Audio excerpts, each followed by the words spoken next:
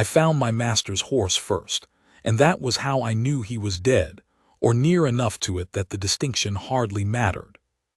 The animal stood shivering in a stand of birches 3 miles from Thorncliff's northern boundary, its saddle empty, its reins frozen stiff as iron wire, and I sat on my own mount in that terrible white silence and thought, God forgive me, that I would have to be the one to tell the household that His Grace the Duke of Thorncliff had ridden out alone into a snowstorm and not come back. My name is Josiah Vane, and I have been valet, secretary, and by slow degrees something closer to a brother to Julian Ashworth, 6th Duke of Thorncliff, for 11 years. I was 31 years old that winter. He was 38, and I had never in all that time known him to do anything so foolish as ride out alone toward Hallow's End in the worst snow the county had seen in a decade. But he was a man who did not believe misfortune applied to him, and I had learned long ago that the only thing more dangerous than a duke who fears nothing is a duke who has begun, in the quiet of his own heart, to want something he cannot command into being. I am getting ahead of the story. Let me begin where a story ought to begin, which is not with my search for him, but with what happened to him after he fell. Julian had been riding to inspect the tenant farm at Hallow's End, a full day's journey from the great house, because the steward's letters had grown worrying, a roof caved by ice, a family of 6 sheltering in a barn, and no one from the estate to see to it before spring. He could have sent me. He could have sent anyone. But he had a code about such things, my master, a stubborn conviction that a man who collects rents from the suffering ought at minimum to look them in the eye. And so he went himself, in plain wool and a traveling coat with no crest upon it, telling no one but me, and instructing me to follow only if he had not returned within 4 days. He did not tell me the horse would throw him on an icy, rise a mile outside a village called Marlow Fell, nor that he would crack 2 ribs and wrench his ankle badly enough that walking became a slow agony, nor that a fever would take hold of him somewhere in that long, stumbling mile toward the first lit window he could find. He told me none of it because he did not remember telling anyone anything, by his own account, until he woke in a stranger's bed 3 days later with no notion of how he had gotten there.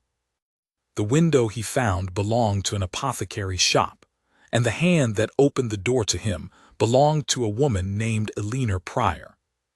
I did not know her, yet on the night my master collapsed against her threshold. I would come to know her very well indeed, and to hold her in a regard that has not diminished in all the years since, but that first night belongs entirely to her and to him, and I have had to piece it together after the fact from what each of them told me, in their separate and characteristically stubborn ways.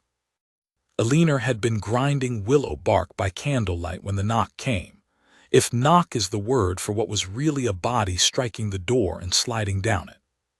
Her father, old Thomas Pryor, had lost his sight 3 winters before to a fever not unlike the one now cooking in the stranger's blood, and so it fell to Eleanor alone to haul open that door into a wall of driving snow and find a man collapsed half across her step, his lips blue, his coat soaked through, muttering words that made no sense.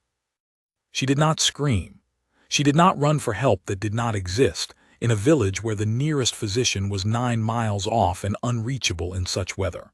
She knelt in the snow in her nightclothes, felt for the pulse at his throat, found it thin but present, and then this detail she told me herself, months later with a small proud tilt of her chin, she said aloud to the empty night, "Well, you'll not die on my doorstep and leave me to explain it to the vicar." And then she got her arms under his and dragged him, inch by inch, into the warmth of her shop. He weighed, I should say, a good deal more than she did. Eleanor Pryor was not a large woman, but she had spent 3 years doing the lifting and hauling that her blind father no longer could, and she was stronger than she looked, and she did not stop pulling until he was in by the fire. She told me later that his first coherent words, once she'd gotten brandy past his teeth and blankets over him, were, "I have inconvenienced you. delivered with the wounded dignity of a man apologizing for a minor social error rather than a man who had nearly frozen to death on her step. She had laughed despite herself, she said, and something in that laugh surprised out of her, unguarded, was the first thread of the thing that grew between them. He gave his name as Julian Ash. It was not entirely a lie. It was the truth with the inconvenient parts sanded off, the way a man might file down a signet ring to pass as plain metal. He told her he was a traveler, a man of business making his way toward the northern farms on some errand he kept vague, and that his horse had thrown him. He did not tell her his errand was his own tenant's, nor that the horse in question was worth more than her shop and cottage combined, nor that there existed a Duke of Thorncliffe whose portrait hung in 3 counties' worth of drawing rooms under the epithet the Falcon Duke. A name given him not for cruelty, though some said that too, but for the way he watched a room from its edges, missing nothing, swooping only when he meant to. And for a coat of arms that had borne a falcon, since the first Ashworth took the title 200 years before. Why did he lie? I have turned the question over many times, and I believe the honest answer is that he did not decide to lie so much as he failed, in his fever and his pain, to tell the whole truth, and then found, once his mind cleared enough to know what he'd done, that he did not want to correct it. A duke, in Julian's experience, was met in one of exactly 2 ways, with fawning or with calculation. He had forgotten, if he had ever known, what it was to be looked at simply as a man in need of help. Eleanor Pryor looked at him that way from the first candle-lit hour, and he found he could not bear to watch that look curdle into something else. So Julian Ash he remained, for nearly 2 weeks, in a low-beamed cottage room smelling of dried lavender and beeswax, while the worst blizzard in 10 years sealed the village of Marlow fell off from the world entirely, and while I, at Thorncliffe, waited out the 4 days he'd given me, and then rode into the storm myself to find him, not yet knowing that I would arrive to find far more than a broken ankle mended. The fever held him hard for the first 3 days. Eleanor told me she scarcely left his side in that time, dosing him with willow bark and feverfew, packing snow-cooled cloths against his brow. Once she admitted this with some embarrassment, praying aloud over him in a voice she did not know she still possessed, the prayers her mother had taught her before her mother died. He raved a little in those days. He said his own name once in full, and she noted it and thought nothing of it, for Marlow Fell was 3 counties removed from anywhere she had ever heard the Duke of Thorncliffe discussed, and a duke was to her about as real and immediate a creature as a griffin. He also said in his fever, "Don't let them see me like this," and she had no idea who them might be, and simply murmured that no one would see him at all until he was fit to be seen, and went on wringing out the cloth. By the 4th day the fever broke, and the man who opened his eyes and looked at her clearly for the first time was, she told me, insufferable within the hour. "You've been feeding me broth," he said, in the tone of a man delivering an indictment. "I have. I detest broth." "Then you may detest it while it mends your ribs, or you may eat nothing and mend nothing, whichever pleases you more," she said, and set the bowl down with a decisiveness that apparently silenced him for a full 10 seconds, an achievement she seemed rather proud of when she recounted it. It was, I think, in exchanges exactly like that one that the 2 of them built whatever it was they built. He was accustomed to being managed, deferred to, agreed with. She managed him without deferring to him at all, corrected him without apology, and required of him nothing but that he heal and that he not, in his convalescent boredom, make himself more of a nuisance than a man already occupying her one good chair by the fire had any right to be. He, for his part, surprised her. She had expected, she confessed this to me too, later, laughing at herself, a man of business to be dull, full of ledgers and complaints about the roads. Instead, she found a man who asked her actual questions and waited for actual answers. How had she learned to set a bone? Why willow bark and not just poppy? What had her father been like before his blindness? Did she never wish to leave Marlowe fell for a larger town where an apothecary's daughter with her skill might do more? That last question she answered honestly, and it cost her something to do it. My father cannot manage the shop alone, sir, blind as he is and has no one else. So no, I do not let myself wish it. That is not the same as not wishing it. No, she agreed after a silence. It is not. He did not press her further that day, but I believe it was in that exchange, small, unremarkable, the kind of thing that happens between two people snowed in together with nothing but time and honesty to fill it, that he first understood she was not merely tending him out of charity or duty, but seeing him entire.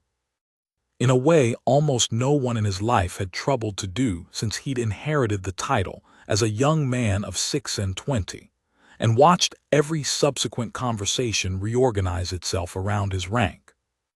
The days took on a shape. She would rise before dawn to grind and measure for the shop's few customers who braved the drifts, tend her blind father, who took to the stranger with the easy warmth of a man who could not see class in a face, and so judged entirely by voice and manner. And old Thomas Pryor judged Julian Ash a decent sort, gruff but sound, which pleased Julian more than any compliment he'd received in years. Then in the long afternoons, with the shop quiet and the snow falling steady past the window glass, Eleanor would sit with her mortar and pestle at the workbench near his chair, and they would talk. They talked about everything and nothing. About the particular loneliness of a house too large for the people in it, he described Thorncliffe without naming it, called it merely my family's place, and she had no notion that the place in question had 90 rooms. About her mother, dead of a wasting illness when Eleanor was 12, and how it was her mother's remedy books, inherited and pored over by candlelight, that had first taught her the names of herbs. About his own father, a hard and exacting man who had never once, in Julian's hearing, said a word of open affection to his son, and had taught him instead that a duke's worth was measured in the discipline of his household and the correctness of his ledgers. That sounds a cold way to measure a man, Eleanor said. It is the only way I was taught to measure one. Then you have been taught wrong, she said, with the same plain directness she might have used to tell him he'd measured a tincture wrong, and he found to his own private astonishment that he believed her. I want to be clear, in telling this, that nothing improper passed between them in that fortnight, and that any suggestion otherwise would insult a woman I came to respect as much as any I have known. There were no stolen liberties. There was, once, a moment in the second week when his hand, reaching for the cup she offered, closed over hers instead by accident, and neither of them moved for the length of 3 held breaths before she withdrew it, flushed, and busied herself at the hearth, and he sat very still and said nothing for the rest of that evening, turning something over in his mind that I do not think he yet had a name for. There was a night when the wind screamed so fiercely against the shutters that she came to check the fire near his chair long after she ought to have gone to her own bed, and they talked until past midnight about nothing of consequence, and both of them understood, without saying so, that neither wanted the conversation to end. That was the whole of it, a hand. A held gaze across a workbench crowded with glass jars of dried chamomile and comfrey root. A fortnight of plain, unguarded talk between two people who, in the ordinary run of the world, would never have been permitted to speak to one another as equals at all. He grew stronger. His ribs knit, his ankle bore weight again, and with his returning strength came a returning unease that Eleanor noticed and could not account for. He had taken, in the second week, to standing very still at the window some mornings, watching the snow, his jaw set in a way she'd learned meant he was arguing with himself. "You look," she told him once, "like a man deciding whether to confess something." He turned from the window, and for a moment she thought he might. Instead he said, "I have imposed on you a very long while, Miss Pryor, for a man of business with no more claim on your care than any stranger who fell at your door." "You have imposed exactly as long as your ribs required," she said. I do not keep an account of it. Everyone keeps an account of something. Not I, she said, and went back to her grinding, and did not see the look that crossed his face, equal parts tenderness and dread, as he told me afterward, the look of a man who has found, at last, the one person alive who wants nothing from him, and who knows that the moment she learns who he truly is, that fact will vanish, replaced by all the calculations and deference and careful management that had governed every other relation of his adult life. He was, I think, already half in love with her by then, and wholly terrified of what his real name would do to the fragile, unranked ease between them. It was into this delicate balance that I arrived, 11 days after he had gone missing, half frozen myself, with 4 of the estate's grooms behind me, and a fear in my chest that had not eased since I'd found his riderless horse. We had searched every barn and hollow between Thorncliffe and Hallow's End with no success, and it was only by asking at a crossroads inn, where a carter recalled a gentleman's fine horse found wandering near Marlow Fell, that we turned our search that direction at all. We rode into the village at dusk on a bitter, clear evening, the storm finally broken, snow banked shoulder-high along the lanes, and I asked the first soul I saw, a boy clearing a path, whether any stranger had come through in the blizzard. "I," the boy said, pointing, "at the apothecary's, near died on her step, they say, he's mending there yet." I do not think I have ever felt relief so sharply as in that moment, nor, I confess, so much foreboding beside it, for a duke found half dead at a village apothecary's door, and mending there under an assumed name was not a situation I could imagine resolving simply. I left the grooms at the inn and went alone to the shop, my heart hammering, and pushed open the door to a scene that has stayed with me all the years since. My master, my proud, exacting, falcon-eyed master, sitting by a modest fire in his shirt-sleeves with a wool blanket over his knees, laughing, actually laughing, at something the young woman across from him had said, her hands busy at a mortar and pestle, dried herbs hanging in bundles from the beams above her, glass jars catching the candlelight along the shelves, and on his face an expression of such uncomplicated ease that for one disorienting moment I did not recognize him at all. Then he looked up and saw me, and I watched the ease drain out of his face and something far more complicated take its place. "Vane," he said.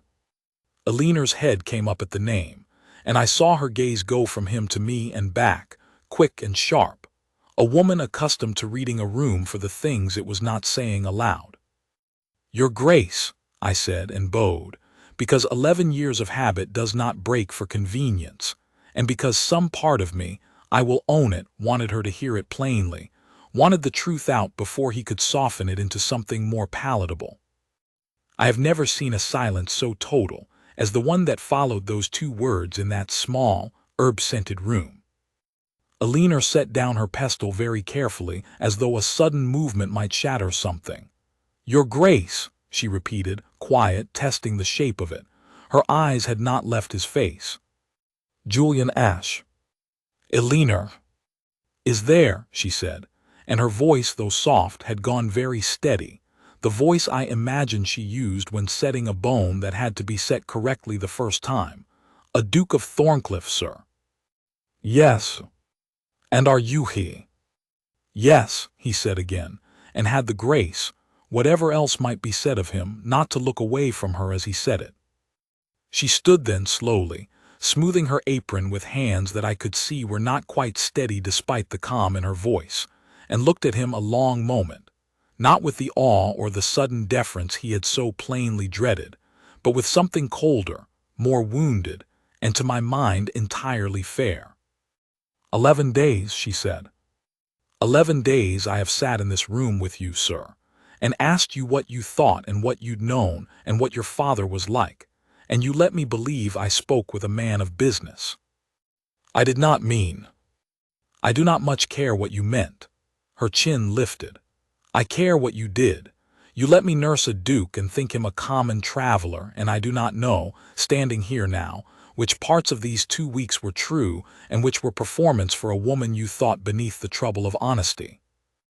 I confess I expected him in that moment to reach for the armor of his rank, to remind her, gently or otherwise, that a duke did not owe an apothecary's assistant an accounting of his reasons. It would have been the old Julian's instinct, the man his father had raised him to be. Instead he rose from the chair, wincing at the pull in his healing ribs, and crossed the small room to stand before her, and I saw him do something I had never once, in 11 years of service, seen him do to any living soul. He asked her forgiveness plainly, without qualification, without the courtly softening that a man of his station usually wraps around an apology to make it cost him less. "Every word I said to you was true," he said. "Every one. I did not lie about my father, nor my loneliness, nor what I think of broth, nor what I have come to think of you. I lied only about my name, and I lied because I have spent every day since I was 26 being managed and flattered and feared for what I could give or withhold. And in 11 days in this room, you gave me the first honest conversation I have had with another soul in 12 years, and I could not bear, Alina, to watch it become one more transaction the moment you learned my title. That is not an excuse. It is only the truth of why a proud fool did a cowardly thing to a woman who deserved better from the first hour. She pulled him in from the snow." She did not answer at once.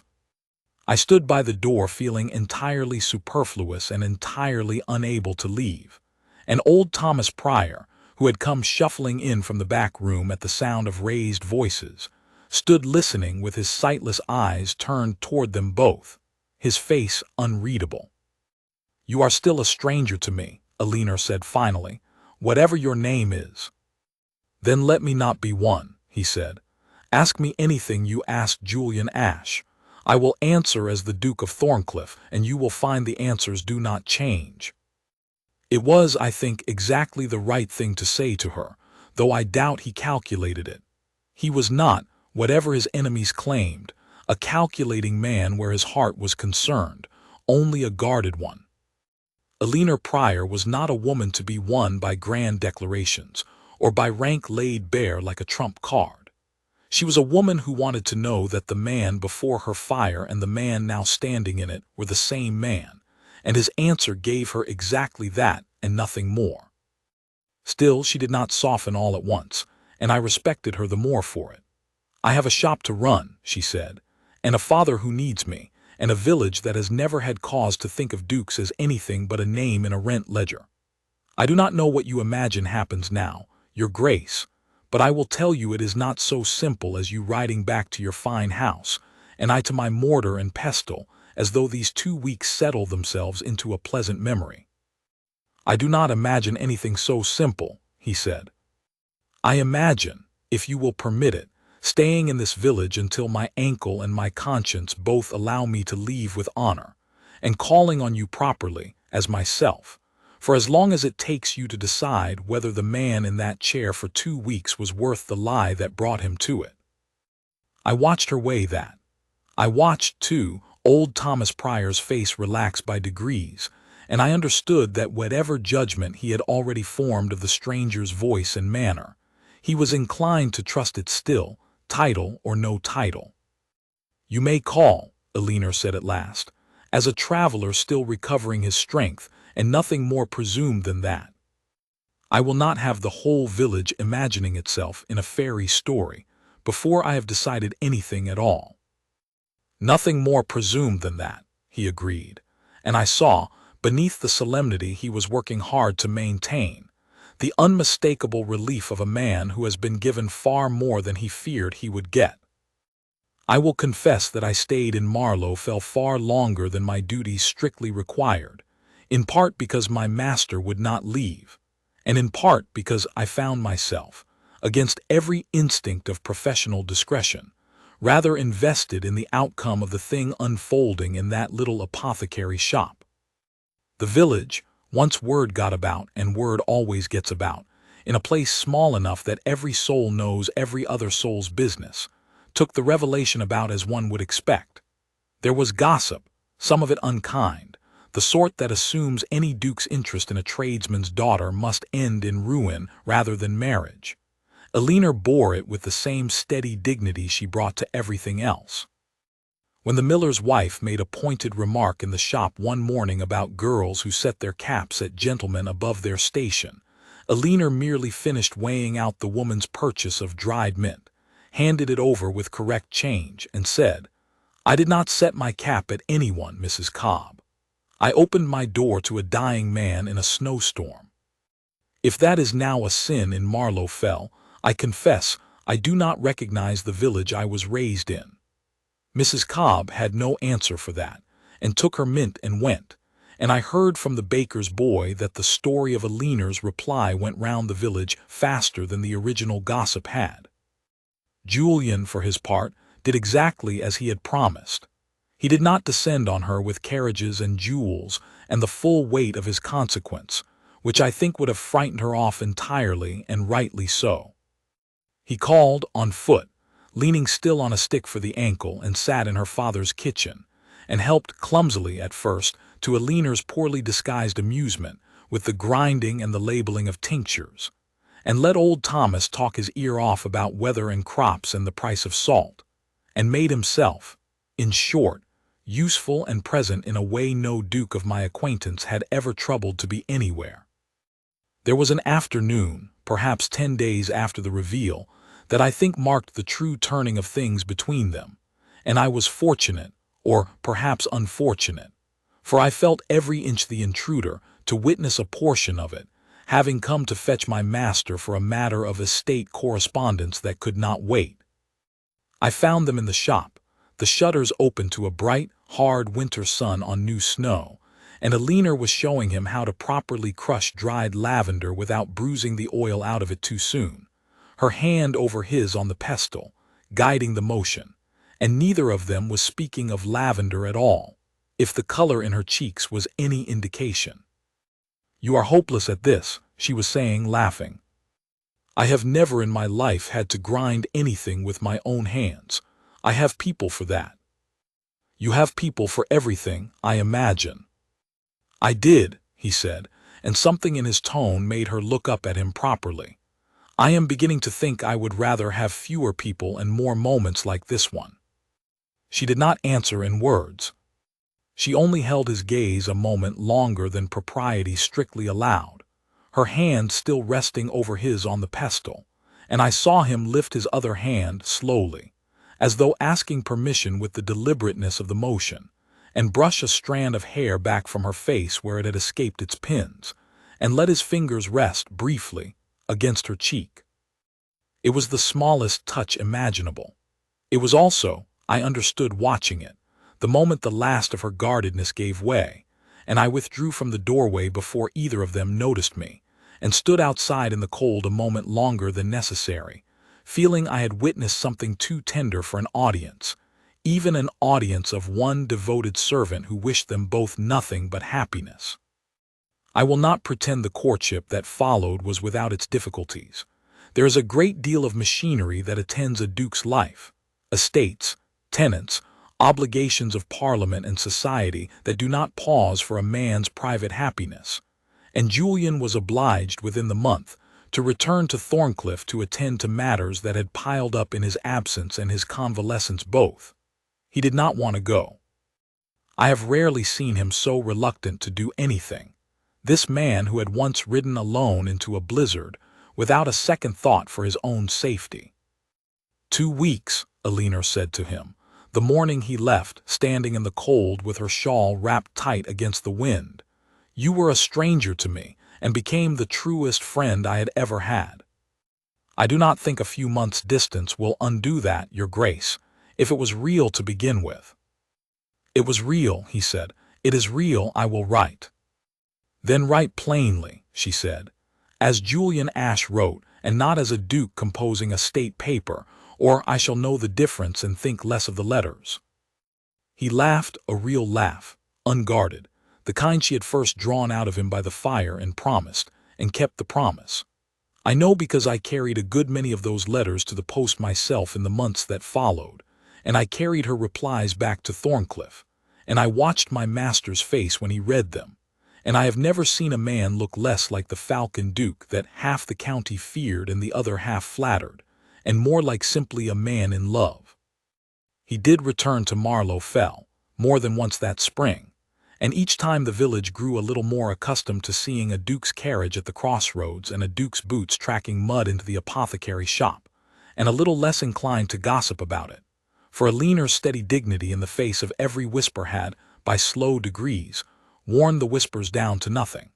She never once, in all that courtship, behaved as though she had been elevated by his attention, nor as though she were owed anything by it.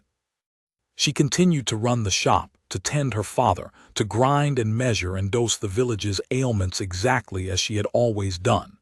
And if a duke chose to sit in her kitchen of an evening and admire her for it, that was, her manner seemed to say, his good fortune and not a change in her own worth. It was old Thomas Pryor, in fact, who forced the question that had been circling unspoken for months, on an evening in early spring when Julian had come again, and the three of them sat by the fire after supper, and I was present as well, having become by then something closer to a family friend than a mere servant of the house, invited in from the cold rather than left waiting in the yard. "You have been calling on my daughter the better part of a year, your grace," Thomas said, with the bluntness of a blind man who has stopped bothering with the polite fictions sighted people maintain. "And I am an old man who would like to know your intentions before I am too deaf as well as blind to hear them stated." Julian did not hesitate, which told me, more than anything else could have, how long he had been waiting for exactly that opening. "My intention, sir," he said, "is to marry your daughter if she will have me, and to see that you want for nothing for the rest of your days, and to find some means of keeping this shop running under her direction for as long as she wishes it to run, duchess or no duchess, because I have come to understand that Alina Pryor without her mortar and pestle would not be entirely Alina Pryor, and I have no wish to marry a woman with half her heart cut away to fit a title." I looked at Alina in that fire-lit moment, and I saw her set down her mending with hands that trembled now openly, no longer steadied by the professional calm she brought to broken bones and fevers, because this was not a wound she knew how to set, only a joy she had perhaps not quite let herself expect. "You would let me keep the shop?" "I would insist on it," he said. "I fell in love with a woman who mends people with her own two hands and asks nothing in return but honesty. I have no intention of asking her to become someone else in exchange for a title she never asked for either." "The county will talk," she said, though there was no longer any real resistance in it, only the last habitual caution of a woman who had learned early to guard herself against disappointment. "A duke and an apothecary's assistant. They will say I trapped you, or that you have taken leave of your senses, or both." "Let them talk," Julian said. "I have spent my whole life being watched and measured and flattered by people who wanted something from my name. I would rather be talked about for marrying the one woman who wanted nothing from it at all." She looked at him a long moment, and then at her father, whose sightless face had broken into something like a smile, and then, finally, at me, standing rather awkwardly by the door with what I am sure was an idiotic grin of my own, and she laughed, that same surprised, unguarded laugh I imagined she gave him on the very first night, when he apologized for inconveniencing her by nearly dying on her doorstep. "Then yes," she said, "yes, your grace. Though I warn you, I shall go on correcting you when you are wrong, duke or no duke, exactly as I did when I thought you a common traveler." "I am counting on it," he said, and crossed the room, and this time there was no accident in the hand that found hers, and no withdrawing it either, and I will only say that what passed between them then was tender and brief and entirely proper, and that I turned discreetly to bank the fire, and give them what privacy a small crowded cottage allows two people who have waited the better part of a year to be simply, plainly happy.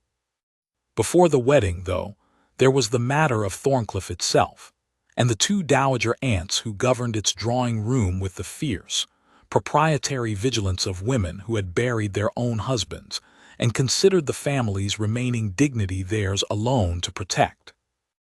Julian had insisted Alina come to the great house that spring, to see the place she would one day call her own before she pledged herself to it entirely. And I confess, I dreaded that visit nearly as much as I had once dreaded riding into the blizzard to find him. Lady Augusta and Lady Honoria Ashworth received her in the long gallery, beneath 2 centuries of Ashworth portraits, with a chill that had nothing to do with the weather. I stood near the door, as was my habit, and watched Lady Augusta look Alina up and down exactly once, taking in the plain, well-made traveling dress that had clearly never seen a modiste's hands, and say, in a voice pitched to Carrie, "An apothecary's assistant. How very novel of you, Julian." An apothecary's assistant who set my ankle better than any physician in this county could have managed, and who has more sense in her smallest finger than most of the women who have paraded through this gallery hoping to catch my notice, Julian said, before Alina could answer for herself, and I saw her lay a hand lightly on his arm, a small private signal, and step forward on her own. "I am glad to meet you both properly at last," Alina said, and there was no tremor in it at all. "I understand this must seem a strange match to you, and I will not pretend I have not asked myself the same question a dozen times over. But I did not come here today to be approved of, my ladies. I came because I intend to marry your nephew, and I thought it only right that you hear from my own mouth what sort of woman is about to join your family, rather than from whatever the county gossips have already told you." Lady Honoria, the elder and by far the sharper-tongued of the two, set down her teacup with a click. "And what sort of woman is that, Miss Pryor?" "One who has spent 10 years grinding herbs and setting bones for people who could pay her in nothing but thanks, and who does not intend to stop simply because she has married well," Alina said. "I will not embarrass your family, my lady. I know how to hold a fork correctly and when to curtsy and to whom, but I will not pretend to be something I am not, and if that is a disappointment to you, I am sorry for it, though not sorry enough to change my answer to your nephew." There was a silence in that gallery long enough that I heard the clock on the mantel quite distinctly, and then, to my very great surprise, Lady Augusta laughed, a short, startled bark of a laugh, entirely unlike her usual measured drawing-room tones. "Well," she said, to her sister rather than to Alina, "at least this one has a spine. The last 3 girls he paraded through here would have wept at half that speech." She turned back to Alina with something considerably less frosty in her expression. "You will want instruction in the running of a house this size, Miss Pryor. No one arrives knowing it, Duchess-born or otherwise." "I would be glad of the instruction," Alina said, "and grateful for it if you are willing to give it." It was not friendship, not yet, not in that first hour. But I watched Lady Honoria studying Alina over the rim of her teacup with the assessing look of a woman revising an opinion, and I understood the battle, if it had ever truly been won, was already half won, and won not by rank or charm, but by the same plain, unflinching honesty that had first undone Julian by the fire in Marlow Fell. By the time Alina left the gallery, Lady Augusta had pressed a small book of household accounts into her hands to look over, "Only if you've a mind to," and Lady Honoria had gone so far as to ask, with reluctant curiosity, whether willow bark truly answered better for fever than Peruvian bark, a question Alina answered so thoroughly that the old woman was still quoting her at supper weeks later, to Julian's very great and ill-concealed delight. They were married that summer, not at some grand cathedral in town, but in the little stone church at Marlow Fell, with the whole village crowded into pews meant for half their number, and old Thomas Pryor given the honor of standing as near the front as his daughter could arrange. And I stood as my master's groomsman, which he insisted upon over the objections of at least 2 dowager aunts who felt a duke's valet had no business in so prominent a role at so grand an occasion. Julian was, as ever when his mind was settled on a point of conscience, entirely immovable, and told his aunts that a man who had watched over him with more loyalty than half the peerage combined had earned his place at the front of any church in the kingdom, and that was the end of the argument.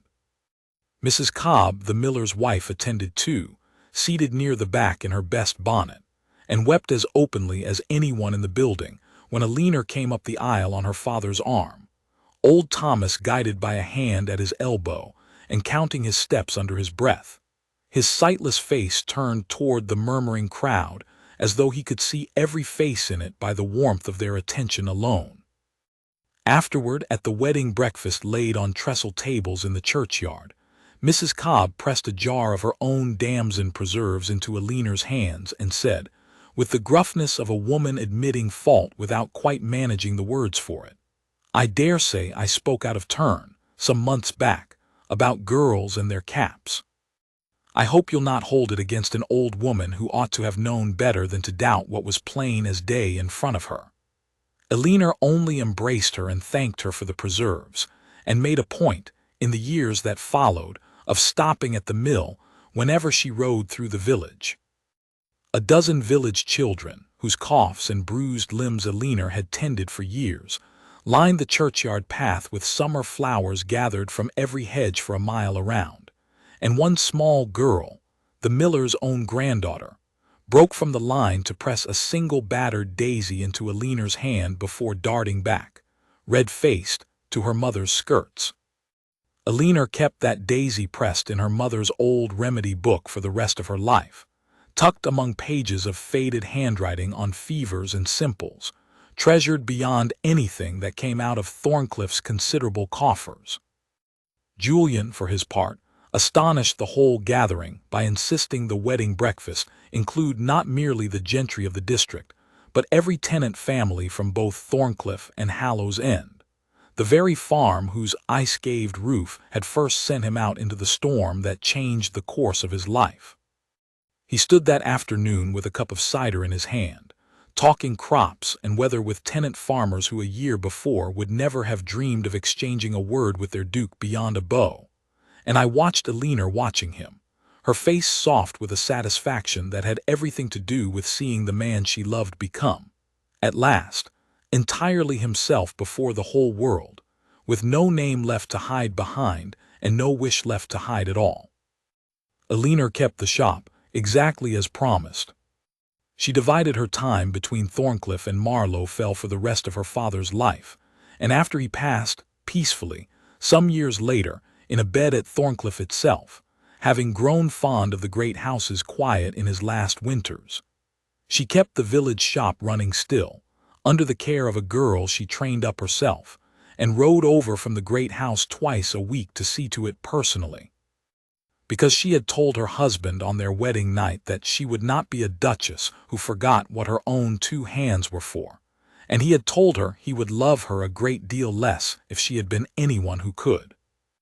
I have watched them now for years, in the ordinary business of running a household and an estate together, and I can tell you that the ease I first glimpsed through that apothecary window on the night I found my master laughing over a mortar and pestle never left them. He still asks her opinion on matters he would once have decided alone. She still corrects him plainly, without deference, and he still, so far as I can tell, loves her the better for every correction. I think of that snowbound fortnight often, of a proud man brought low enough by weather and injury to be simply a stranger at a door, and of a woman with no notion of rank who knelt in the snow and pulled him in anyway, because a life was a life, duke or drover, and hers was not a heart that measured worth by title. I think that is the truest thing I know about either of them, and the truest thing, perhaps, about love of the kind that lasts. It is built in the plain hours, over broth neither of them wanted, and lavender ground too fine, and words spoken honestly by two people who believed, for a little while, that neither of them was anyone in particular. By the time the truth came knocking with my own voice at that cottage door, the truth that mattered most had already been settled between them, quietly, in the ordinary give and take of two people choosing each other with nothing to recommend either of them but their own plain selves. That, I have come to believe, is the only kind of choosing worth calling love at all, and I count myself fortunate beyond deserving to have been there, however awkwardly, to see it made.